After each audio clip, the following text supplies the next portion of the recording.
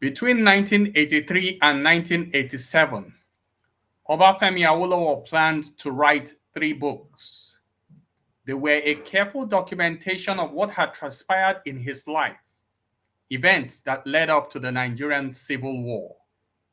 The books were to be titled Adventures in Power.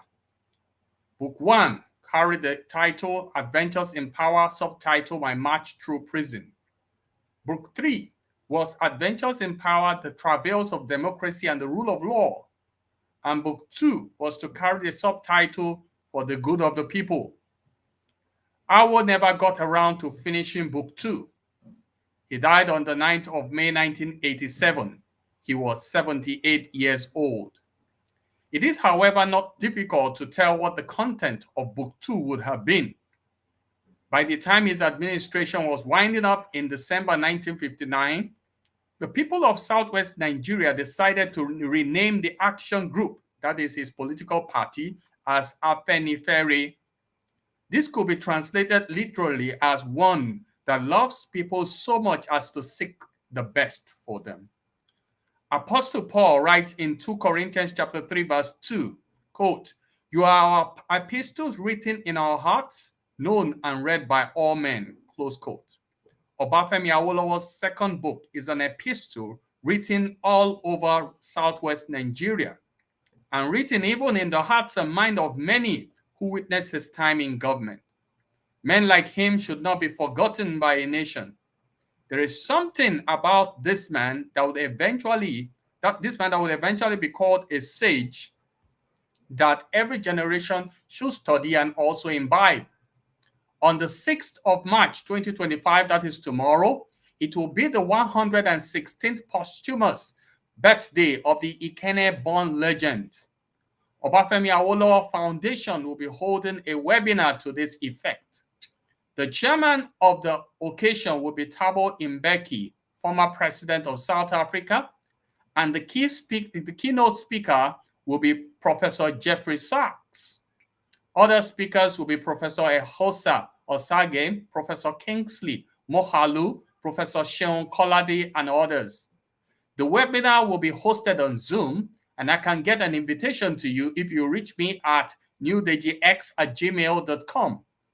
It will be a gathering of very serious thinking persons, and the Zoom link will not be made available to the general public except on special request.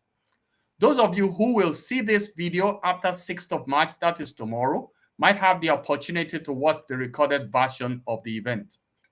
Now, speaking on serious thinking persons, I have found no other person to discuss Obafemi Awolowo with me than Oluseye Fatoyinbo.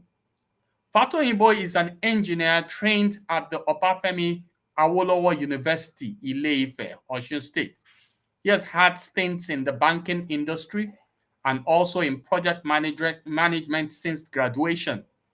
He currently works in the oil industry as a production engineer. He's interested in writing, reading, and music.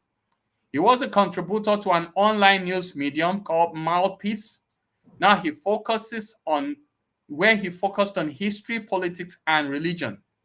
He's a passionate person who believes that true federalism, as obtained in the First Republic, is the only way for the country to attain its lofty potentials. Oluseye Fatoyinbo is happily married with children, and he's our guest, as I said today. This is Reform Nigeria Television. It is a parachurch ministry of Providence Reformed Baptist Church, Ibadan. At weekends, we publish videos that concern the gospel, but on weekends like this, today, Wednesday, when the occasion permits it, we discuss things that pertain to our national life. As a church, we're convinced that Christ has given the church all wisdom, and we hope that some of the things the Lord has planted on our hearts, we can use it to help better the lot of our nation. Welcome to today's broadcast. I am Deji Yestufu. I pastor Providence Reformed Baptist Church, Ibadan. And I want to use this opportunity to welcome Cheyenne to the broadcast. Cheyenne, you're welcome. So Cheyenne is actually on site at work, and he has requested for his viewed not to be made public for now. Shaya, can you say hello to our listeners? Okay, so Shaya is still there. Now, I hope he will be able to come in somehow. Shaya, I can't hear you at all. Now, pending Can you, when. can you, can you hear me? Yes, I can Can hear you you hear now. me? Can you say hello to Okay. our Good listeners? evening, Nigerians. Yeah, Thank you for thank having you. me this Thank you. evening. Yes, thank you very much. We're going to have to do something about that voice, but don't worry. So today we have compressed this discussion to 9 slides so that we can um, more or less remain focused because it's impossible to discuss the whole of Obafemi Awolowo's life. Born in 1909, died 1987 at the age of 78. There is a lot to talk about Obafemi Awolowo. But I wanted to start today's discussion with a movement called the Nigerian Youth Movement. And I don't know whether Shaya will be able to speak on this before I probably just give it a little flesh. So Shaya, what can you tell us about the Nigerian youth movement? Thank you very much, Deji. I hope you can still hear me. I can go ahead. Okay. So the Nigerian Youth Movement, as mentioned, it was actually the first organization that the Nigerians, young Nigerians, educated Nigerians, the elites at that time, formed that brought Nigerians together from all walks of life, all areas of the country to agitate, to try to have a common ground platform, agitate space. This really was an independent fighting group, simply to give voice to educate Nigerians felt shocking by the need of not really ready to recognize the system, fighting for their own eventually the political movement that even sought for elections, won elections, and even controlled the Lagos State Okay, policy at one Shaya, point in the sound is very bad. I can which was hardly funded by hear you, and it appears you're not hearing me at all. Tony Job. I think like we can't hear you at all. You Yeah, but we can't hear you at all. The sound is just barely coming out, barely coming out. I really I must confess because he's actually on site right now, and I suspect that the internet is very bad there. Shaya, can you try hear me? another internet network? Maybe MTN.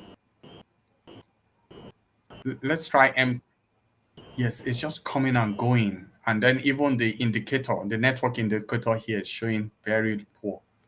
All right, so I will just take over, and hopefully, maybe by the time he comes back, the internet will be better. All right. He was actually talking about the origin of the Nigerian youth movement. So this is what has happened. By the turn of the 20th century, 1901, '02, and so on, into the new century, the British had begun the formal colonization of Nigeria. And they obviously continued they saw how to govern the country. At that time, there was the Northern Protectorate and the Southern parts. In the South, there was the benefit of Lagos because a lot of people from um, countries like Senegal, Sierra Leone, that were more advanced educationally could easily come into Lagos and trade. So in the process, we had a lot of Nigerians who were born in Freetown, who were born in Sierra Leone and were educated businessmen. They were coming through that. Besides that, we had the ministry of a man who had just ended by the time the 19th century was ending. His name was Bishop Ajayi Crowther. The grandson of Ajayi Crowther was Herbert Macaulay. Macaulay was a land surveyor, and with time, Macaulay began to realize that, in fact, even in the days of Ajayi Crowther, the whites had begun to try to put Nigerians that were educated under. You know, they felt that as long, even if they were educated, they still did not carry their level of charisma or anything. So they gave them little regard. And Ajayi Crowther had problems with those people. In fact, that man died a broken-hearted man because in spite of so much he did for the Anglican Church, he was more or less used and discarded. So I believe that in his family, that story had even petered down to persons like Herbert Macaulay, who eventually got a good education, but grew up with a commitment to seeing that the British left the Nigerian shores. But Macaulay's work was limited to Lagos. Okay. Now, Macaulay had a newspaper, I can't remember the name of his newspaper now, that used to publish these ideas. I think it was Daily Service or something like that. And young Obafemi Awolowo used to read a lot of that when he was working at Wesley College as a clerk. I believe that should be between 1930, 1932, or 1934. He used to consume a lot of Macaulay's work. And then at the same time, he also was studying Indian politics because India was colonized by the British then, but they had already begun to call for their independence. So he was studying men like, what's his name now? Gandhi, and saw the non-violent principle that the man brought, okay, and so on and so forth.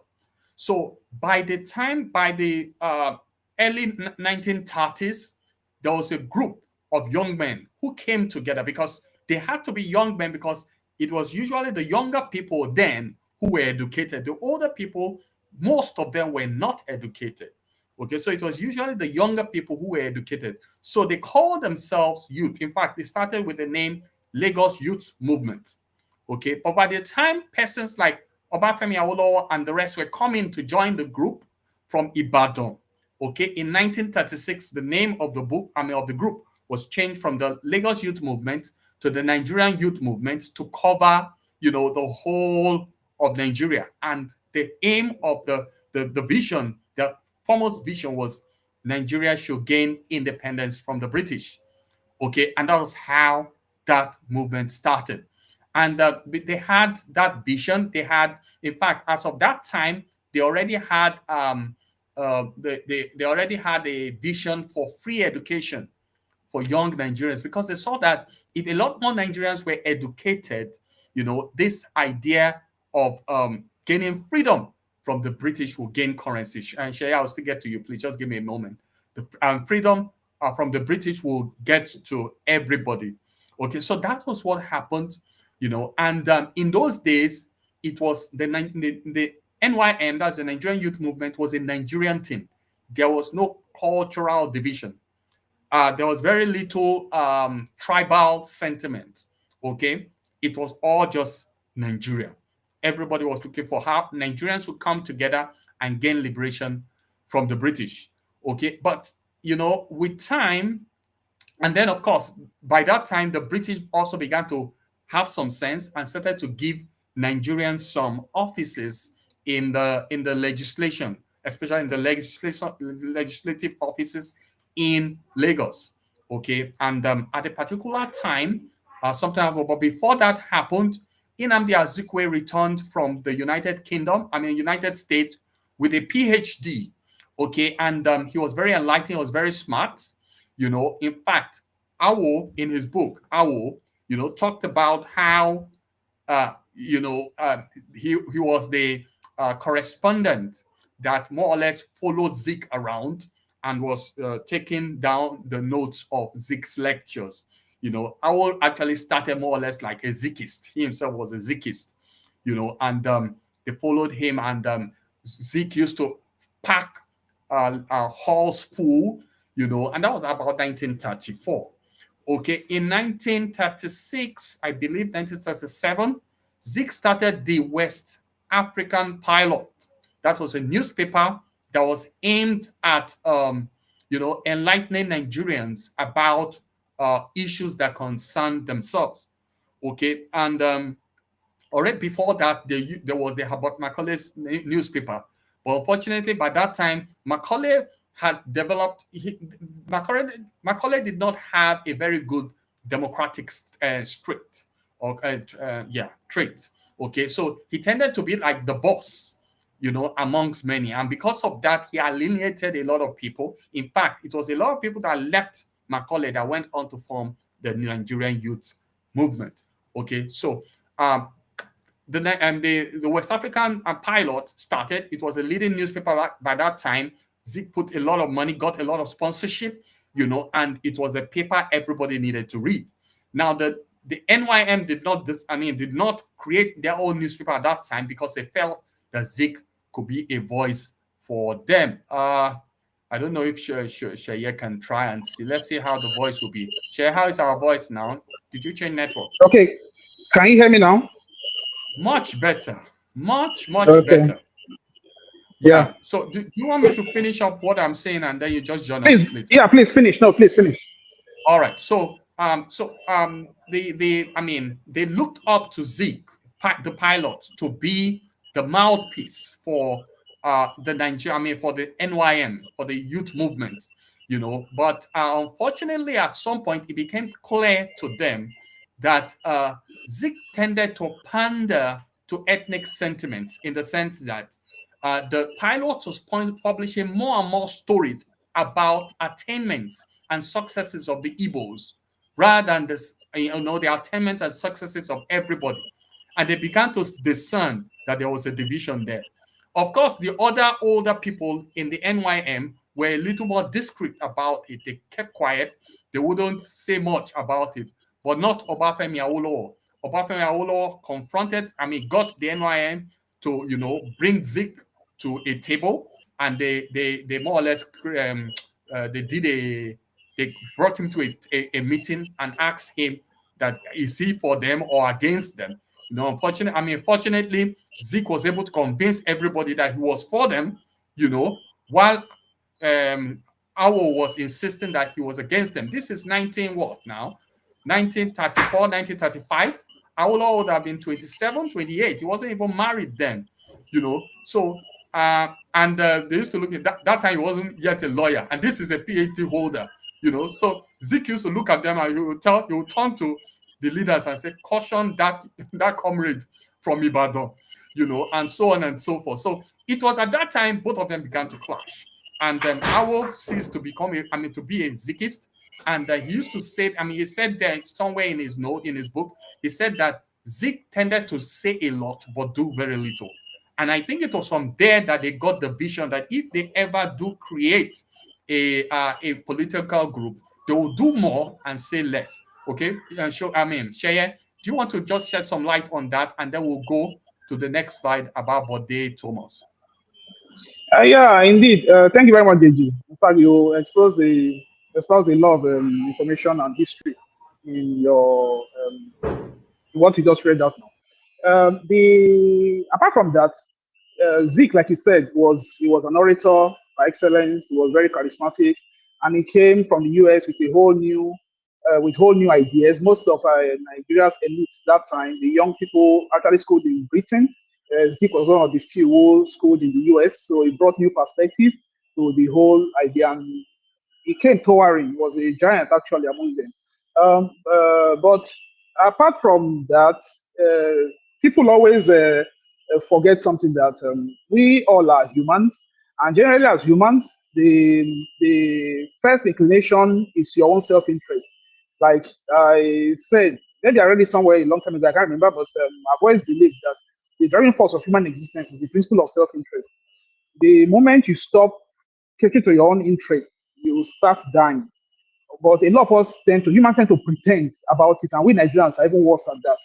You see, it was obvious that the newspaper that Zik set up, while it came with a lot of promises and all that, it was clear that it had an audience it wanted to uplift, which wasn't bad in itself, you know. But then the others felt if you are doing, then be open about it. You can't say you are fighting for everybody and you're trying to now uplift in a particular setting, you know. And that wasn't what even broke the camel's back there. It was now the NYMC continued as it is, and Etikoli as a president and all that.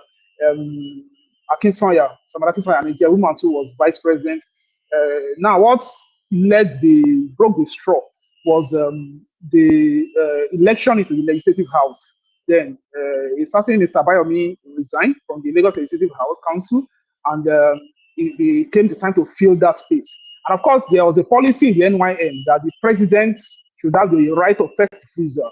President was Ernest Ikoli and a German. Vice President Akisaya too now said he too wanted to vie. I don't know where, maybe he decided on his own or he was pushed by whoever, you know. And the argument came up, and Awo insisted that the German who was the president had the right because that's what their policy is, you know.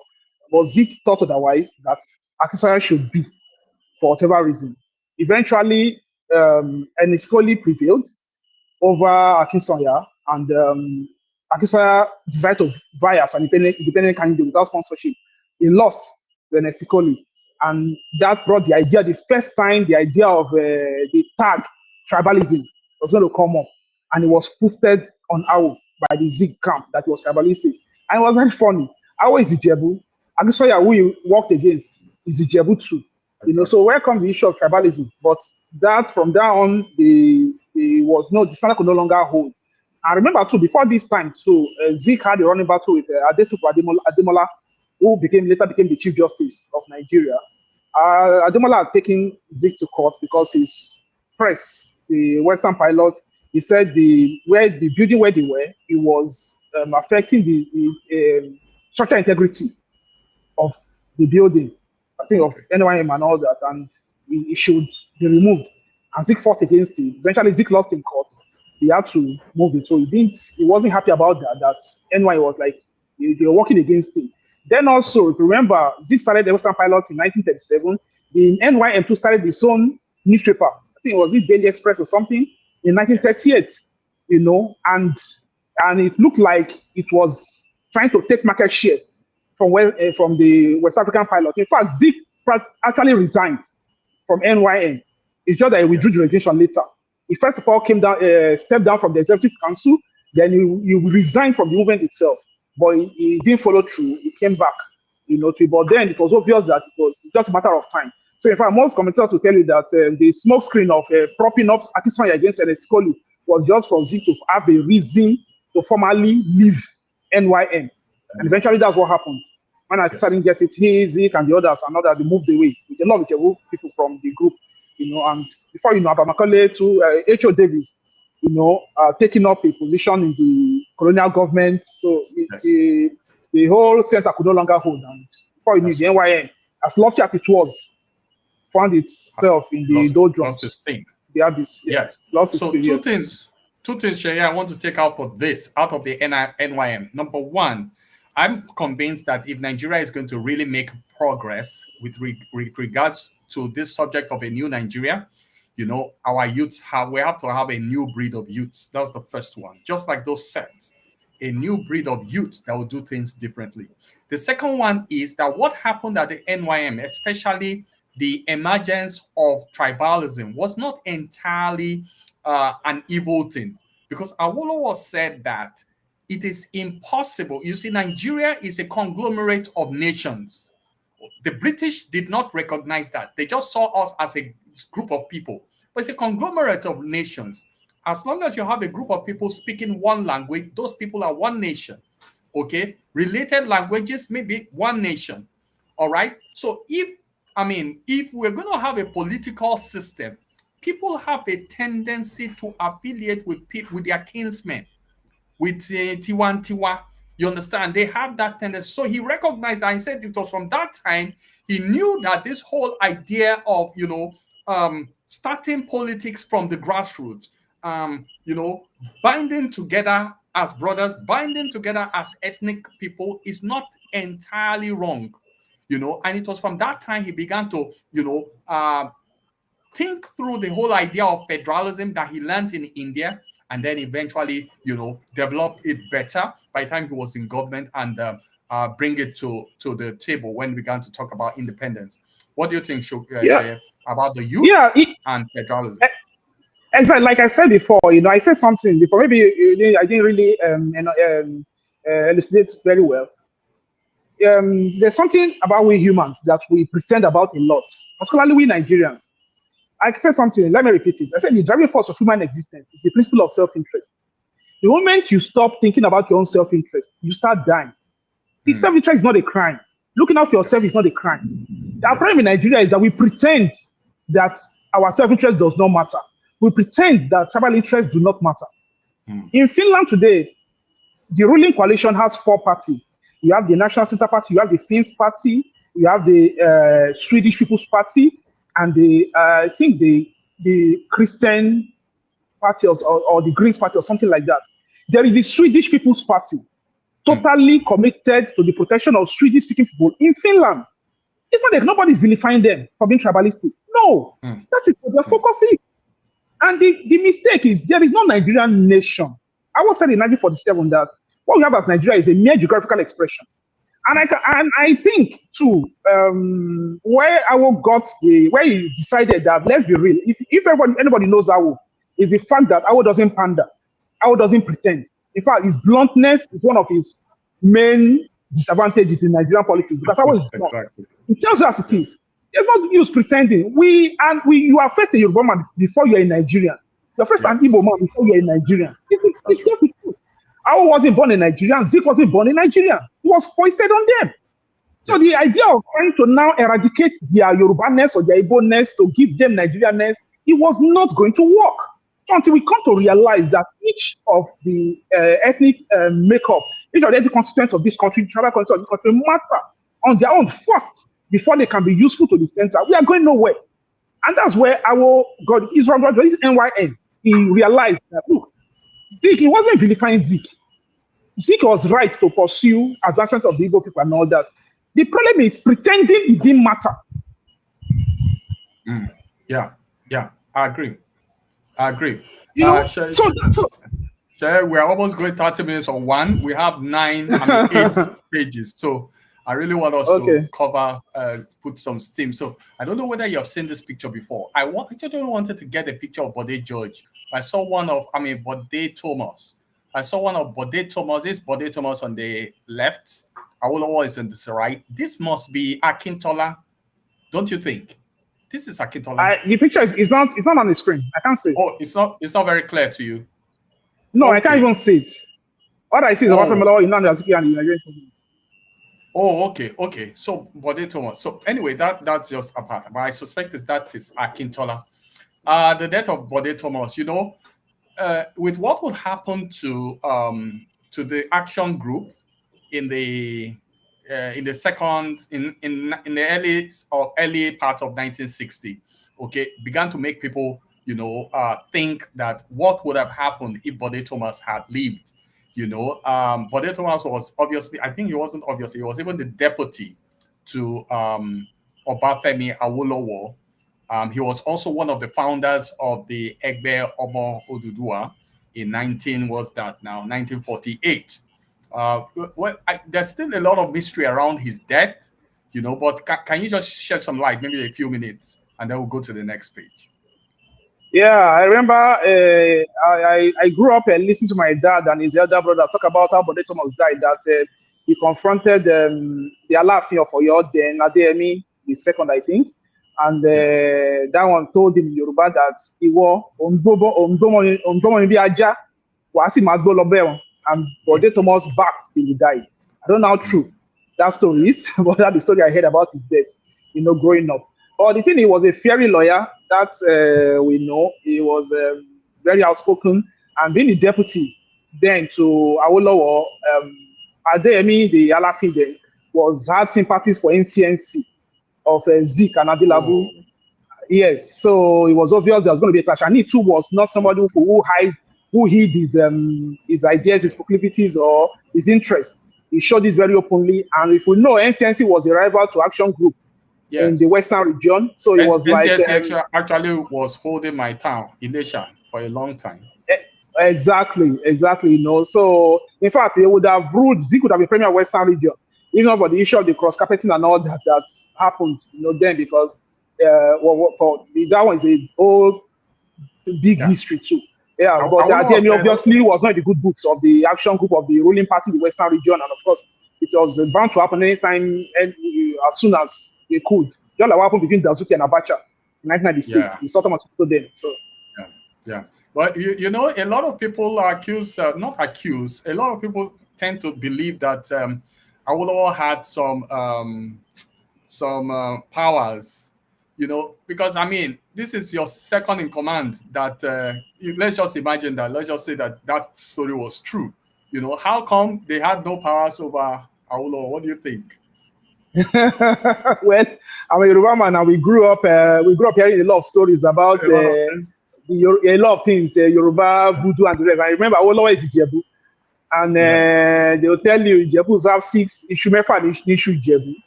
Méjì jíjẹ, méjì tàìjẹ, méjì yòókù wọ́n fi ń rú bọ́ọ̀lù. Yeah, but interestingly, in his book, he actually talked about how his father instilled, you know, a belief that there is one true God, you know, and that, you know, this whole belief in supernatural powers, he really put those things.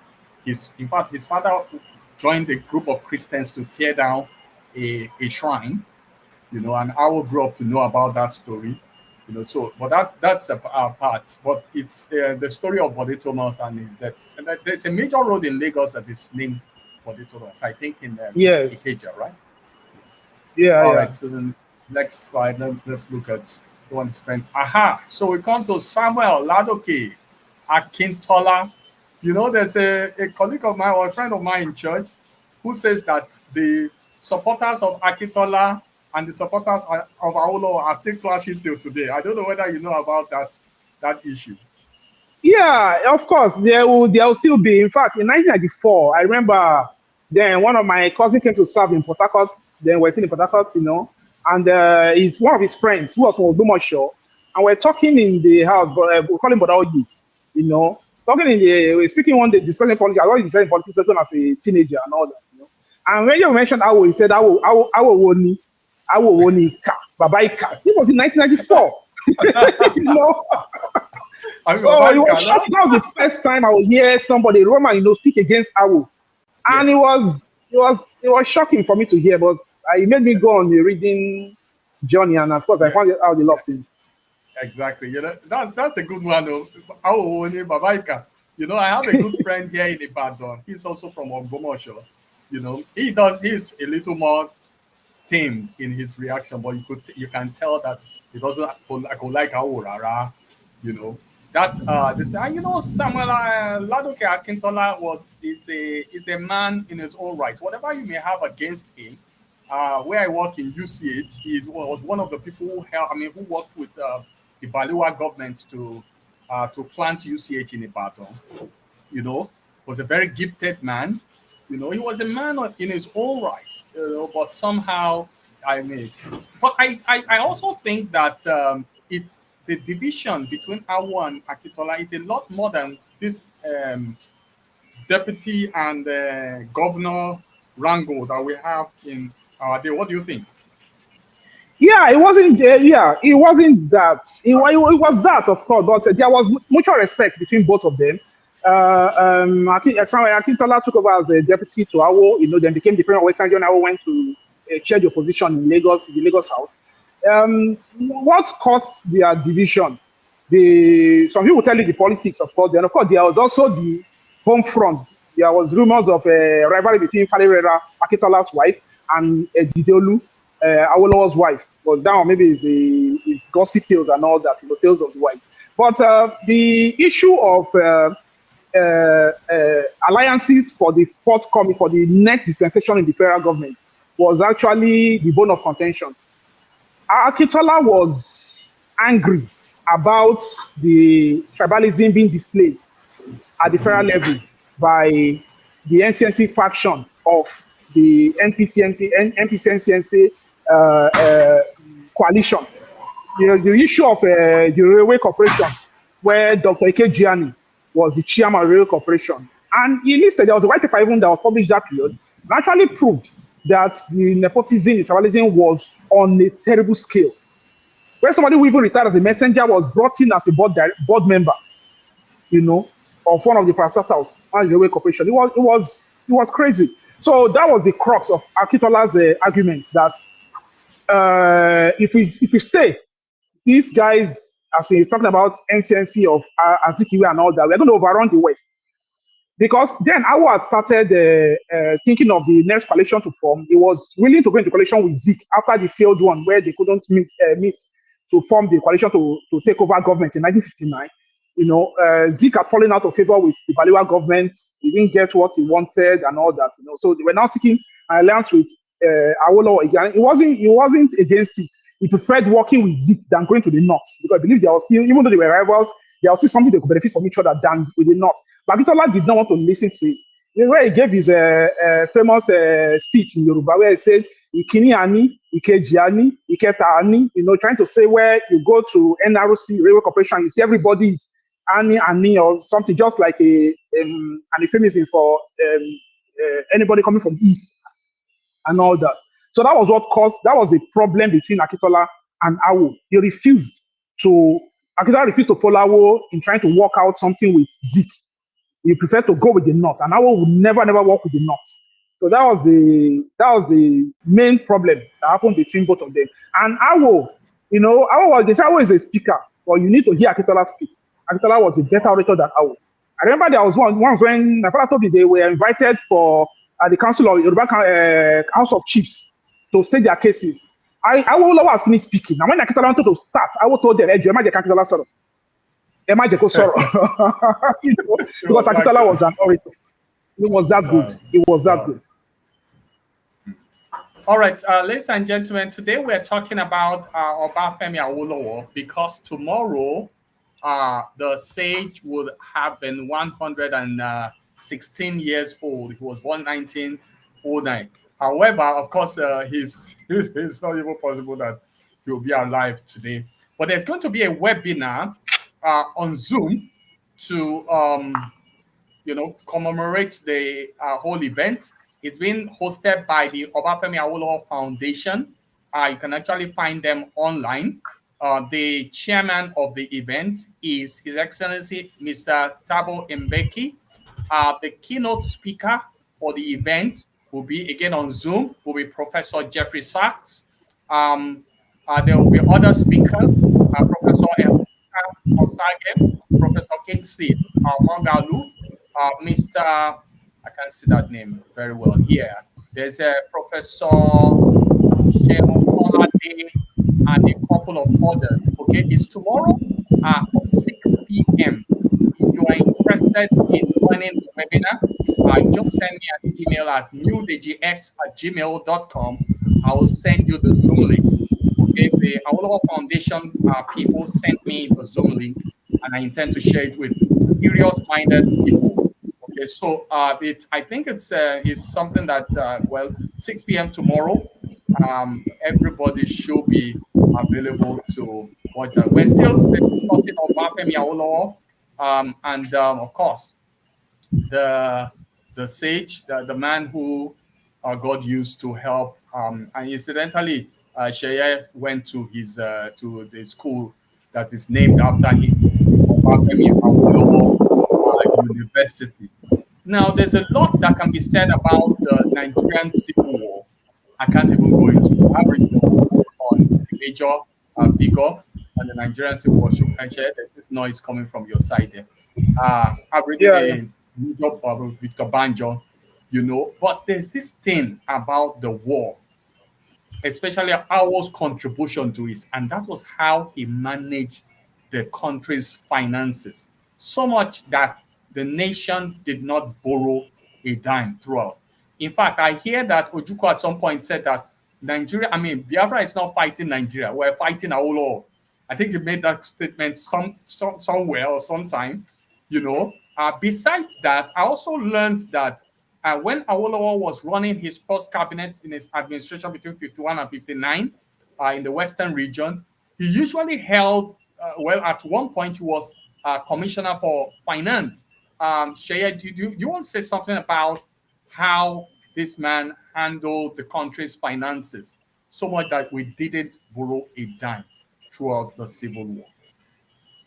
Yeah, thank you very much. The Awo was a prudent manager of resources, and I guess his terms, he's an Ijebuman now. Ijebus do not spend money anyhow.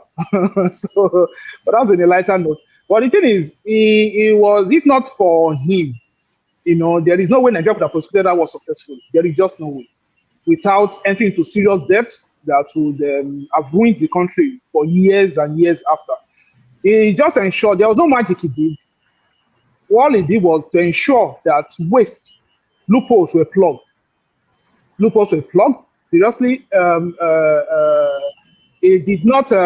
He started taking savings, ensured that every saving, encouraged all ministries, to cut their expenses. I think everybody was remitting back, even from what we budgeted and all that. Remitting back was it 1% or some small percentage, but it amounted to much eventually. Civil servants were donating towards the war effort, and it wasn't even actually donation. They were actually saving it. Government was going to pay them back in future. Exactly. Everybody was saving, trying to raise the money from inside. That was it. The ministries, even as ministry allocation and all that, you were asked to plow back. And because people saw the sincerity of the Federal Commissioner of Finance, who was Awo himself, everybody was able to buy into it, which is also a lesson for leaders today. If people, followers, see that you are sincere in things, everybody will come into it. Everybody will buy into the idea. But when we see privileged leaders waste money and all that, how do you want to encourage the followers, to be circumspect and all that way? Money matters, So that was just it. He ensured that there was no waste. Yes. Go ahead. Go ahead. You're gonna say something? Yes. Speaking about managing resources, Awolowo and the Action Group raised £10 million for the 1959 election. Can you remember that episode? No, I can't remember the details of that. Okay, so this was what happened. There was the need for them to reach northern Nigeria. They had their works was showing in the southwest. There wasn't so much to campaign in the southwest. Southwest was their stronghold. There was a need to enter northern Nigeria, and campaign there. And then Awo, went to the north. They said that he used to fly in a helicopter. They used to deny him to land, so his followers will have to clear farmlands and then he will land there, and things like that. They used to drop flyers all over the place, even in the east. Eventually, even though they didn't win the election in the east and in the north, they became the opposition in those places, But for that election, Sheye, they spent £10 million. In fact, it was the foundation for which the Balewa government began to, set up the Coca inquiry, because they were like, where will you find £10 million to do this election? When I was campaigning in the north, it forced Saudana out of his house in Kaduna, and he also had to go to the streets and tell the people that yes, unfortunately, of course, the way we do election in this country, they didn't win, but they made a point. Now I tell my children are 11 and 13. I tell them, when we're going to Bodija from our home, we are heading towards towards UI. We pass through Bodija market. You find that there's a divide there. You will see Hausa people line up there. If you find out the ages of these people, none of them could have been born in the 50s or in the 60s. All of these people would have benefited from an Awolowo government, because what he was trying to do then was to bridge the gap, the educational gap between the north and the south. Hasten it. Unfortunately, they didn't. This country. Anyway, so that was what £10 million. They were like, where did you get the money? And then they set up. Yeah, In fact, it was you take for instance the issue of the free education, where 100,000 children were enrolled in schools in one day all over the western region, up to Delta State here. In fact, Wow. one of my senior colleagues here, who was he's retired some years back, he said he was one of the first children who were enrolled under the free education period that time, That was of January western region. 1955. Yes, and here in Delta State, there was another western region then. So he never forgets. In fact, he ensured that all his kids schooled in the West. They're not going to school anywhere else but the West. He wanted to, whatever it is that they were teaching them in the West, he wanted the children to get it. So it was a genius You at know, that. you It was know, genius management. At students. the story about Awolowo and education is another story entirely. I got this guy to come to my house to install inverter for me. You know, he saw me reading Awolowo. He said that is the man that made me go to school. I said, how? He said his own father, who eventually died as an engineer, was, own kosher. He was learning to do some kind of skill, and one day he went, his boss sent him to the house or to his own boss and said, go and get some money from Oga. By the time he got there, he saw Obafemi Awolowo and some other men, in the town, in that man's house. They were doing a political meeting, and he walked up to the man and said, please, Oga said I should collect this to us. So by the time he gave him the money, Awolowo stopped the meeting and asked, he said, why are you not in school?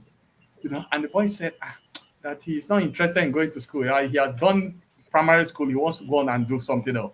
So they said Awolowo shut down the meeting, and for about half an hour, he educated his dad on the blessing of being educated. And the guy returned back, dropped this. I went back to school, and that's all of his children. The guy that installed my inverter was my classmate in the university. They have a medical doctor. In the this they have all of them were educated. So I was like, so this man's story is still being told till now. There's a woman who is married to a professor here in Bodija. She goes to my church. I can't even mention her name. This woman told me that she was one of the people who started the free education in January 1955.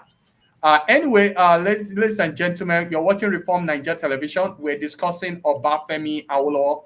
Our production is brought to you by Lakim Investments. They have a shopping facility in the Beshe Housing Estate in Ikorodu. I want to use this opportunity to play their advert and also encourage you or ask you to please patronize them, because they are the ones that have made our broadcast possible. Lakim Investments, ladies and gentlemen.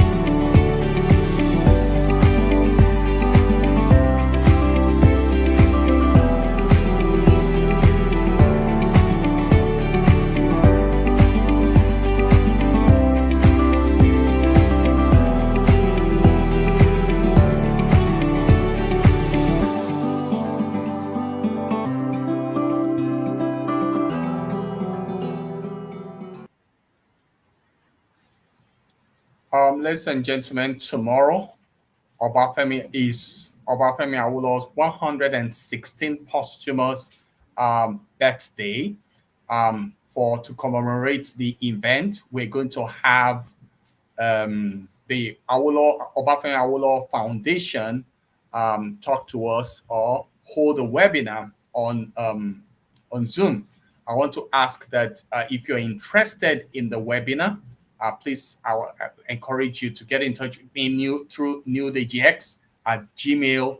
and I'll send you the Zoom link. New Digi, that is DEJIX at gmail.com. The chairman of the occasion will be Thabo Mbeki. The speaker will be the famous American economics Jeffrey Sachs. And then there will be Kingsley Moghalu, Ehosa Osage, and a host of others. Let's just quickly go back. There's a slide here that I want to talk about, very important, and that's slide 6. I actually want to look at Obafemi Awolowo's relationship with Obasanjo. What was the problem between these two? What happened, Sheye? What happened between Awo and Obasanjo? Both of them are from Ogun State, but somehow, probably before you even go to it, Awo said something that is quite instructive. He said before the British came, Yorubas were at war with each other, and I suspect that this war thing has not stopped. We are still at war at each other. So just over to you, Sheye. Yeah, starting from your last point, whether Yorubas are at war with each other. The truth is, every tribe has internal wrangling. It's only in the committee of angels are you not going to have issues. Even in families, we have problems. So that one is nothing special. It's only to pretend about. But that aside, I do not think that Obasanjo has always been somebody who didn't believe, who still hasn't realized that there are nations in this nation called Nigeria, who hasn't realized that what we have, just like we said, we have the Igbo nation, we have the Yoruba nation, the Hausa nation, the Fulani nation, and all that. Obasanjo has just simply refused, for whatever reason, to acknowledge that fact that you have nations, bound by different characteristics that is unique, intrinsic to them, that identifies them, and that's his grasp with Awolowo, why he decided that he was going to do all he can to ensure that Awo doesn't get it. Now, I do not belong to the people that said Awo would have been the president in 1979 if not for OBJ. I do not think, even if it had gone to maybe electoral college that time, because Awo would still not have won. Whatever happened then, because I did not see how the North would have been convinced to vote for Awo over Shagari, no matter what credentials Awo was bringing. But that aside, then my own personal observation is that OBJ, I might be wrong, but OBJ seems like someone who who doesn't like the idea that another person from his own side of the country was going to have anything that would amount to what he has achieved. We see it play out in a long time. Of course, this one might just be something that is not data driven, but we see a relationship with him and Benjamin Dekunle, the Black Scorpion, took over everything that one had done, and within 6 months, he took the surrender and he took all the glory. Writing your book, Not My Will, which made necessitated General Alabi Sama writing his own rejoinder in the tragedy of victory.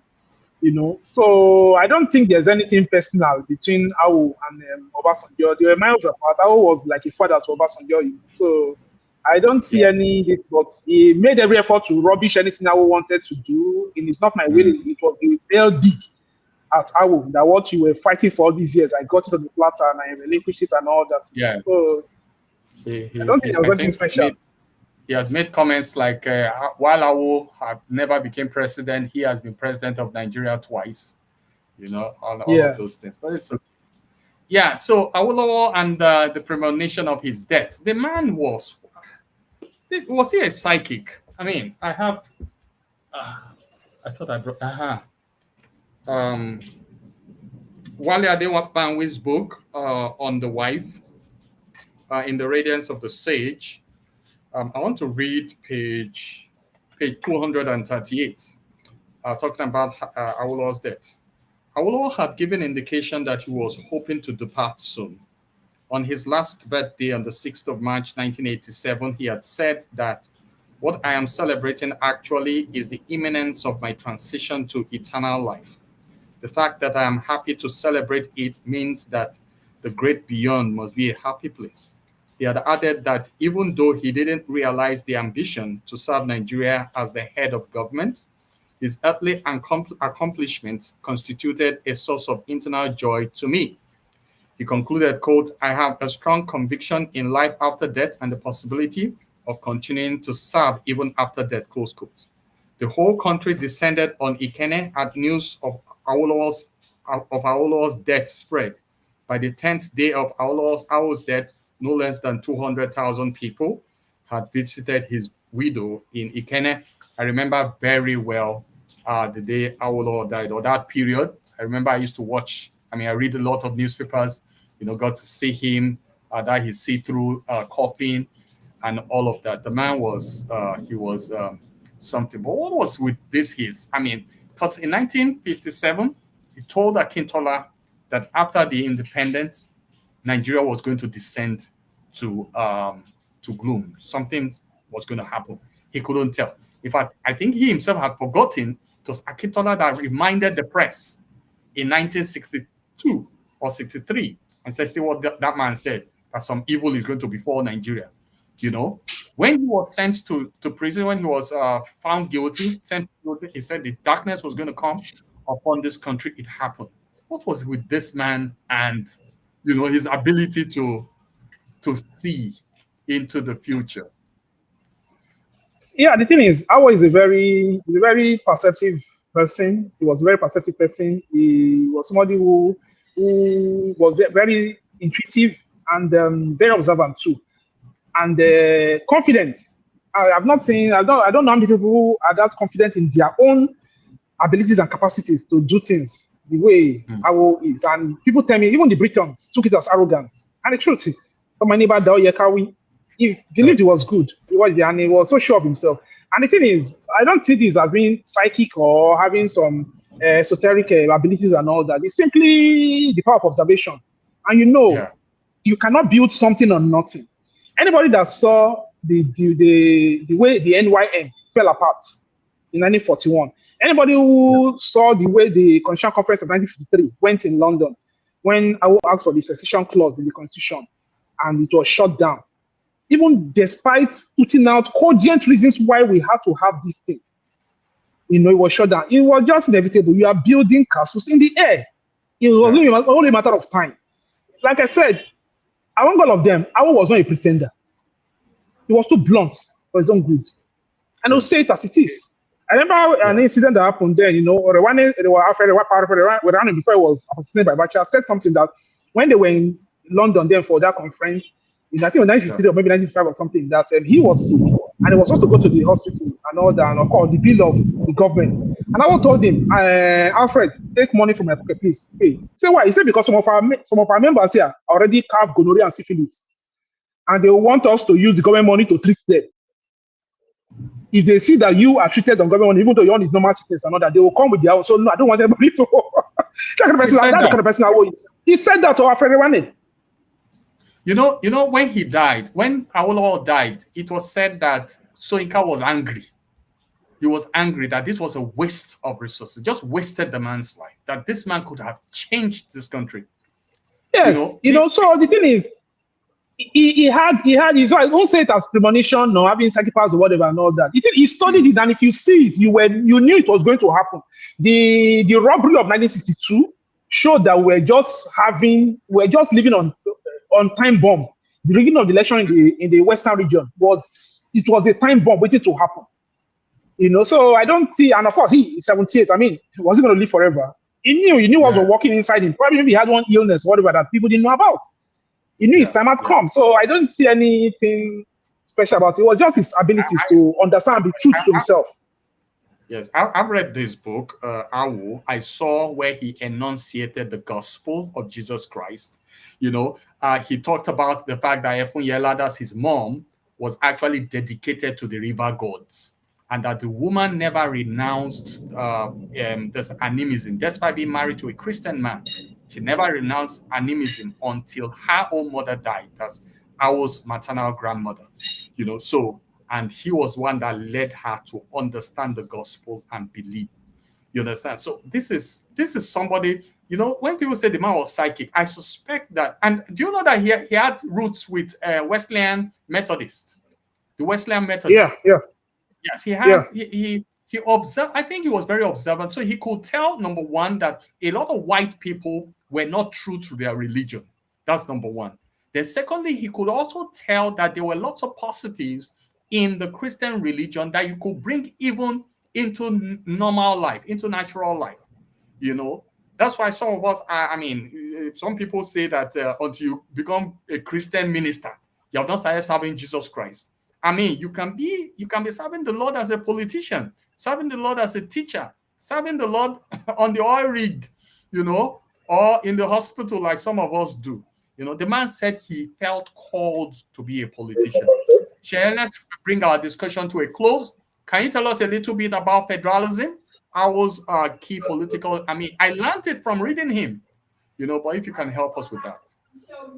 Yeah, thank you very much. The federalism is the idea that, you know, that the country should be made up of federating units who are solely responsible for their own destinies. Just like it happened, eventually it was his ideas that was incorporated in the Nigerian constitution that we used that independence, you know, where each of the regions had theirs, and it was great.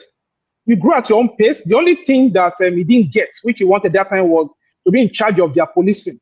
Each region should have his own police. Yes, you have his own militia too. You know, that wasn't granted him. You know, but every other thing he propounded, and we saw how workable it was until greed and even the idea of the states that we have now came from Awolowo. He had been insisting before that the North should be divided into three. You know, the Middle Belt should be carved out from the North. The Midwest should be carved out from the Southwest, and then the COR states should be carved out from the East. But they only did out of the West. In fact, that one of the reasons why Ahmadu Bello that he swore never work with Awo, because it was like Awo wanted to break his territory, his empire of the North. But that even, if we remember, even when people say Awo swore to secede with the Western region if Ojukwu declares. No. The issue Awo raised was the issue of the minorities. When he gave that speech on May 1st, 1967, to the Yoruba House of Leaders of Thought at Mapo Hall in Ibadan, on May 1st, 1967, you know, the imperative you read before was that if you are doing this, if the East is allowed to go by omission or commission, the West will not stay. But apart from that, what are we fighting? What happens to the minorities? And he mentioned them by name, the Engenis, who as few as 8,000 in population. You know, it was thinking about these guys. You know, the minorities, how they were going to survive, you know? So it was when he always wanted that nationalistic ideas. You people, everybody should be able to determine what they want. What I as Yoruba man want, different from what the Soko man wants or what the Yoruba man wants. And it's until we realize that, until we come to terms with that fact, we'll just be continuing this maze. Sure. I'm not sure of my internet. I'm about to switch to another internet. I don't know how long, but if it fails, just take this point and try to finish up the discussion. Now, I want to say something about Bola Tinubu. This man, our president, with all due respect to the man is not an Aoist. I agree. He's not. Tinubu tends to come from a more capitalist point of view, and so on. Awo was very socialist, even though he also didn't like tags. But ultimately, they adopted the democratic socialism as their political principle. I think sometimes in 1960, 1961, you know, there was, I mean, in fact, if you say you want to describe his political principle, was Afenifere. And I'm learning now that Afenifere was actually a nickname that was given to the action group in the 50s when they were in government. I don't know whether you know anything about that. Yeah, that's true. I've read that too. It was a nickname, and if you look at the etymology of the word and all, if you look at the way it came up, obviously it would be a nickname. Afenifere, somebody who wants the betterment of other, who wants itself and wants other people to be okay. And that just some of the ideas of the action group. Everybody should be okay. If I'm educated, the son of my driver should be educated. But you're very correct. Bola Tinubu is not an always. It can never be. All I just says, Bola Tinubu is somebody who learned from three great men in Yoruba history: Awo, Akintola, and MKO. He learned from them. He applied the advantages they have, and he learned from their mistakes and tried to avoid them. We don't have time now, otherwise I could go on to try to analyze each of how he benefited from each of these three men. But he's not an Aoist. He's not. Yeah. Yeah, let me take the last point here. Now I'm feeling more and more, especially we started with the NYM. You remember that me and you met on nairaland.com. I think it's about time that these our young, because I don't consider myself a young person anymore. I could hear by now. I'm almost 50. Benny, our young people have to come together and do something. And this thing is going to be more than NSAS. No, Tinubu is not going to give the youths government. They have to come together. And this thing, I mean, look at this lady in Britain now, Kemi Badenoch. She's 42. She joined the Conservative Party at 25. What are our young people doing? They are doing skits. Are we getting on, Shayna? Now the problem is, are you done? Sorry, Deji, are you done? Let me not continue. Yeah, go ahead. Okay. Now you talk about Kemi Badenoch joining the Conservative Party. The youth do not want to learn at the feet of the elders. And the NSAS is just a picture of what to expect. Deji, are you still there? I'm still there. I'm here. Are you hearing me? Okay. Yeah, I can hear you. So that's just it. Kemi joined. She learned through the ropes. She started from scratch and she built herself up. You want to start at the top of everything: politics, business, money, and all that. And the youth will do anything to achieve it. And that is it's a problem. I don't know how. I think we are still in the tunnel, and I don't know how we are going to come out of it. But using NSAS as a yardstick to measure, how did it end up? It ended up in brigandage. It ended up in arson. It ended up in chaos. Forget, of course, we know the government too took advantage of it and all that, with soldiers, everything. Yeah. But how did it? No government is going to wait until it gets to that point. Exactly. And then even now, after that incidents and all that, how did the law of the NSAS people come out? We've been hearing stories of how they mismanaged funds, how they stole, how a lot used it to advance themselves careers. Some jackpot and forgot about everything and all that. Still the same selfish outcome of what you say you want to change. So I think the youth, and I think maybe the youth, we are overrated. I don't know if I'm still a youth anyway. You and I met on Ireland some years back. Of course, we are no longer as young as we were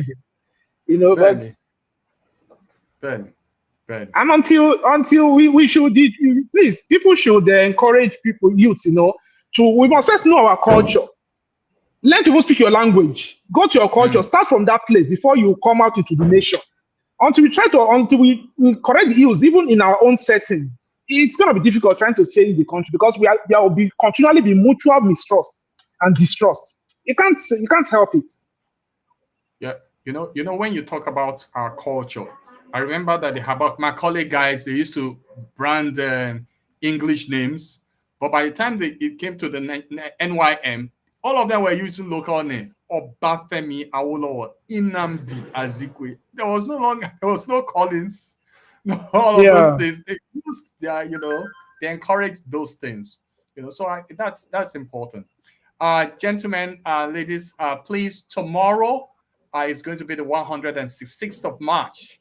2025 is going to be the 116th birthday, posthumous birthday of the sage. You want to be part of the webinar?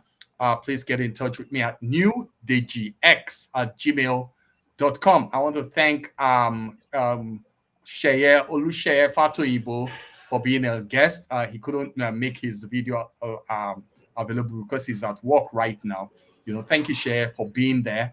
We really appreciate you. I want to thank all the people who stayed with us throughout.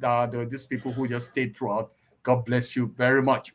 On Saturday, we're going to have Reverend Father Justin Imba-Eri come to continue the discussion on the deity of Christ.